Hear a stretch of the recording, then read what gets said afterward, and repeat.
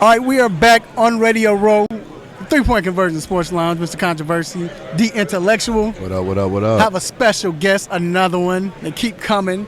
We have former Kansas City Chiefs and San Diego Chargers cornerback Brandon Flowers. What's going on, sir? What's going on, fellas? How you feeling, man? We good. I can't complain. We're in Miami, man. Beautiful weather, beautiful scenery out here, man. It's going to be a good Super Bowl. It's not a boring Super Bowl with like a Seattle, New England. Right. Like you got a high-power offense on both sides of the ball, so I'm looking forward to it. So how excited are you, man, to see the Kansas City Chiefs in the Super Bowl, knowing that was your former team?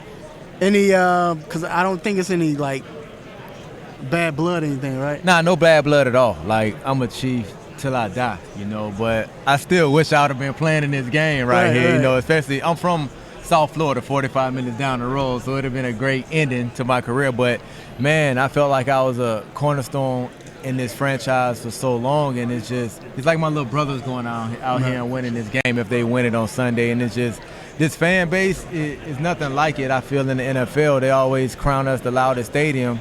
If not, Seattle always a close number 2. And it's just, I was there when we was winning 2 games and 4 games. And, man, this fan base was still packing the stadium out loud on third down. So it's like they die-hard Kansas City fans. So to go through that rough patch and finally get a player like Patrick Mahomes, a coach like Andy Reid, man, it's been 50 years, man. That's a long time. That's been a long time. So if they can walk away with this championship, man, that'll mean a lot to the city, and especially with the Hunt, the owners with the Hunts. Right, like the Lamar Hunt Lamar trophy, Hunt. like it brought it back home. So it's Yeah. just, man, it's just a good way to celebrate, everything in Kansas City. Absolutely not. If I'm not mistaken, you vegan, right? I was vegan for a little bit. I kind of fell off my journey once I retired. But when I was playing, I had to go vegan because it detoxes your body, man. I mean, once you eat bad, you feel bad. Especially as an athlete, you start to have hamstring injuries and you sleep in meetings. And I just had to detox my whole body. So when I was playing, I went vegan. Once I got done playing, man, all the soul food that I was missing out on started looking better and better and better, man. But I plan to go back, in a couple years. I plan to go back into my vegan ways. Now, you came in 2008, and I think that was when football was kind of changing the way the passing game became more prevalent. And then when you retired, you look at the way now that you all, I mean, of course you couldn't touch them back then as far as cornerbacks, but now they're getting even stricter and what you can or can't do. How was you able to adjust when you played? It's just tough, man. It's like you said, being a cornerback, you can't touch receivers at all past 5 yards. And they'll let receivers push you down, pull you in the back, do whatever they want when they're trying to catch the ball. As soon as you touch them, it's called a flag. And now you can't hit them when they come across the middle.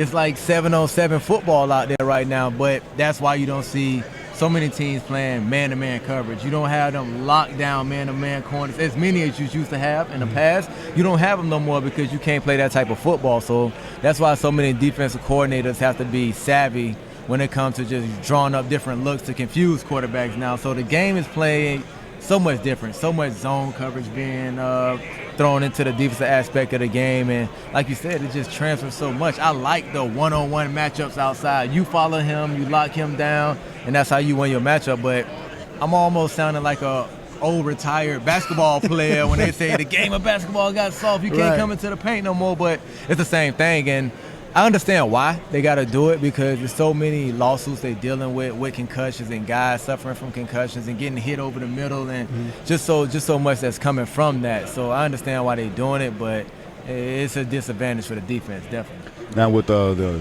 tragedy with Kobe Bryant, do you have a favorite Kobe moment? Favorite Kobe moment? Man, I got to say his last game. When everybody counted him out, everybody thought he was falling off. He was like, nah, I'm going to still drop, what he dropped and then say, I'm still the mom, and I'm walking out on a high note. You see so many athletes want to hang on to the end and, join with the Wizards and like, Jordan, don't go out like that, So for him to walk out and be like, I'm walking out with my head held high, that just shows you just his focus and his will and what made him one of the best ever. Now, was it a certain player that you loved to play against? not just because you were dominating them, but for the most part because you knew it was going to be a competitive matchup.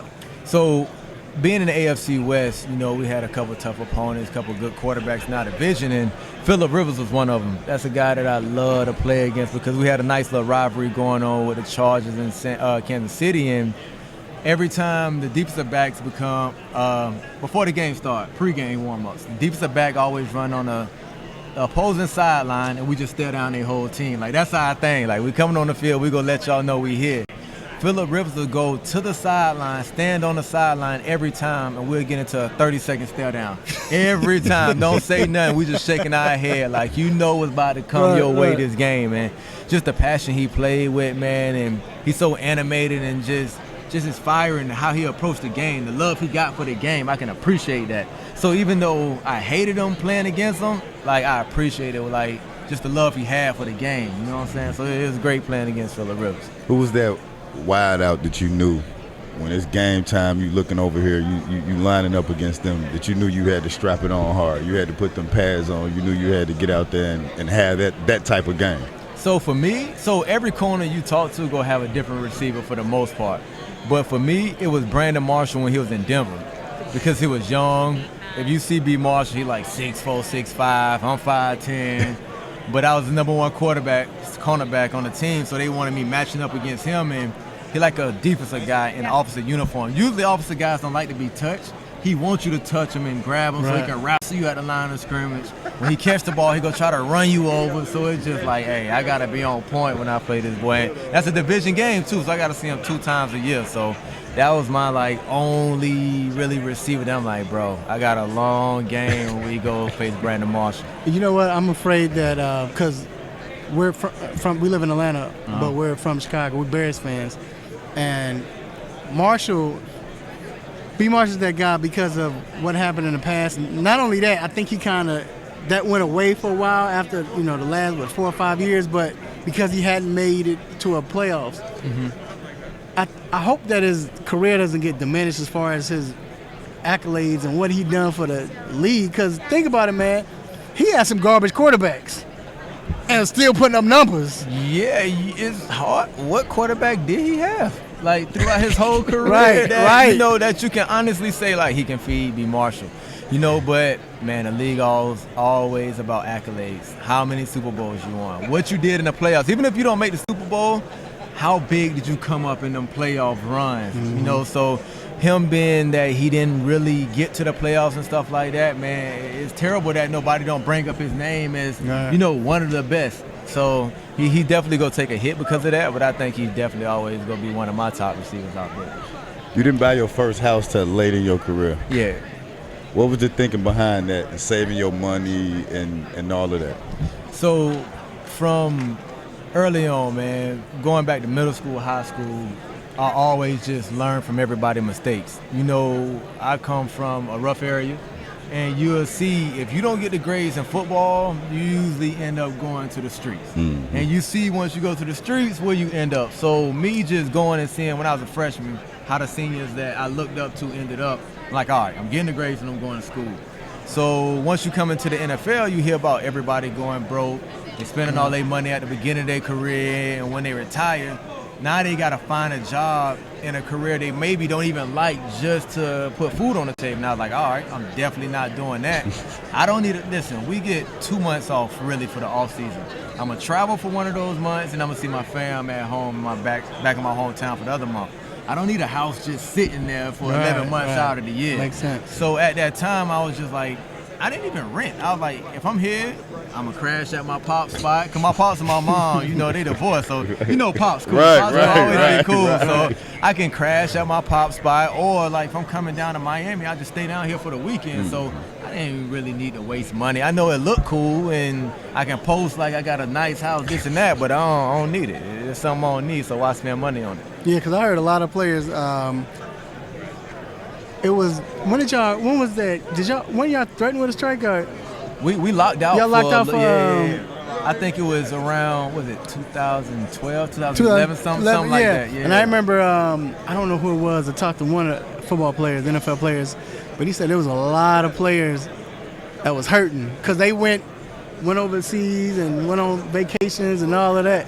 And they don't have them. Some players don't have the right mindset. I know guys that felt like, hey, when I get this check, I'm gonna blow it so that can be my motivation to come back and play next year so I can get another check. And I'm like, you ain't make the NFL to live check to check. Right. How about you put some of that up? And it's just, when you have mindsets like that and something like a strike happen, you literally living like a college student because you don't have no money to, and guys have kids, so you got to support your kids. So you got to be smart with your finances, man. I mean, we didn't grow up with, I know some of us, I speak for myself.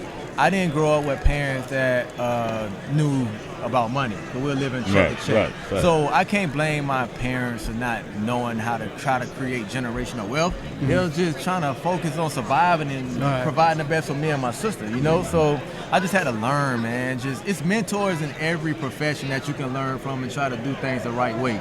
So you just got to pick those people out, man, and just pick their brain and do the best you can to, elevate your wealth in your life and your profession in that way. Were you teaching that in the locker room at that time? Especially, I guess, during the latter part of your career with the rookies and the young players? I always do it, man, because the young guys, they don't really know at the time when they walk in the guys that they should model themselves by. Mm-hmm. Because when you come in, and don't get me wrong, I got chains and I got watches, but I purchased it when I got my big deals. I ain't do it when I didn't have money. So when you come in as a college student, you gonna see the dudes that look cool and they got the chains and this and that, and they say, hey, let me know who your jeweler is. I want to get that too. And there's some old heads that's gonna be like, all right, I'm gonna let you know, not knowing that, like, hey, you don't got the money for this jewelry yet. Right. I got 2 and 3 contracts. Like, that's why I got that money. Like, that's why I'm able to have these diamonds and everything. But a lot of guys, they don't have that mentor and just spirit on them. You know what I'm saying? They're not bad people, but they just don't know how to mentor. They just living their life and just, that's all they worry about. So guys can go in there and just have the wrong mentors at time, and that's why you see the league numbers the way it is when it comes to guys going bankrupt, once they done playing. When did you know it was time to hang it up? Oh, man. I always said I'm going to walk out of this game. I ain't going to let this game end me. So once my concussions started getting up there, my last year I had 2. The year before that I had 1 or 2. I was like, I'm dying. You only get one brain. And I got kids, man. I'm not trying to have Alzheimer's and I'm forgetting my kids. And they're like, that ain't fair to them. Like, I made like a nice earning in the league, and I want to enjoy my money. I don't want to spend all my money on me trying to get healthy once I'm done. It's like what I did all that for, So I just think just trying to get out of the game healthy was always my main goal. And that's the trend now that you're seeing, that everybody retiring around 30 years old. Mm-hmm. Nobody really trying to go 15 years really like that. You'll see a couple guys, but like Luke Kuechly, Calvin Johnson, like, hey, once my body ain't feeling right, I'm gone. So that's one thing I'll just always try to hold myself accountable of, just walking out of the league, don't let the league end me. And you're right about that, because you can see, some of the old players, as opposed to how they moving, you know what I mean? How they can't having do knee this. replacements and they hip always bothering them, and I'm trying to enjoy my life, run around with my kids. So how do you, or can you explain what goes on when you have concussion? Because a lot of us don't know. Now, I always say that I know I had to be concussed a few times playing, as a kid, falling on the concrete off the bike. My mother hitting, all that stuff. But and we played football. Ain't no pads. But we didn't, and of course we didn't know. But when being concussed, like, what? Not necessarily what are the symptoms are. They tell us what the symptoms are, but how was it for you? How did it feel? What were you going through? So it's a scary experience. So when you first get hit, you automatically dazed. Like, what's going on? You literally, your short-term memory just goes. That's what happens when you get a real concussion, and then eventually start to come back. So once you get hit, you literally forget, like, hey, who we playing today? Like, you got to look on the other sideline, like, oh, we playing Minnesota, okay. Like, then they'll start asking you questions like, what's today? You be like, you really got to think, like, Sunday? Like, what's your, you know what I'm saying? So stuff like that, and it's scary because the whole time you just thinking, I hope I don't get stuck like this. Right. If I get stuck like this, struggling to remember all this, like, I'm done for. So eventually, after 30, 45 minutes, everything started to come back, and you can recall everything that happened. And that's why guys always, sit out a week or two to make sure everything came back, because okay. everything comes back slowly. Right. If you go out there and you play after, all your symptoms ain't come back 100%, that's when your brain start wearing down and you don't never come and bounce back fully, So it's a scary thing to go through, man. Your whole time you just think, I hope I don't get stuck like this, Man, I couldn't even imagine being stuck like that. It's rough. It's rough, man. And I mean, you can't predict concussions, and we as football players know what we signed up for, man. And that's why, like we said, they don't let guys hit each other across the middle no more, because so many guys dealing with it. And I think the concussion number went up from last year. So it's just, I don't know what the league will try to do to prevent it. Right. How can you stop it? Because that's a good way, but I don't think that's necessary. Just you play, but just watching, it don't seem like that's the thing that's stopping it, or that's what's causing it. It's not everything. Like you stated, it was more concussions last year. They took away the special teams.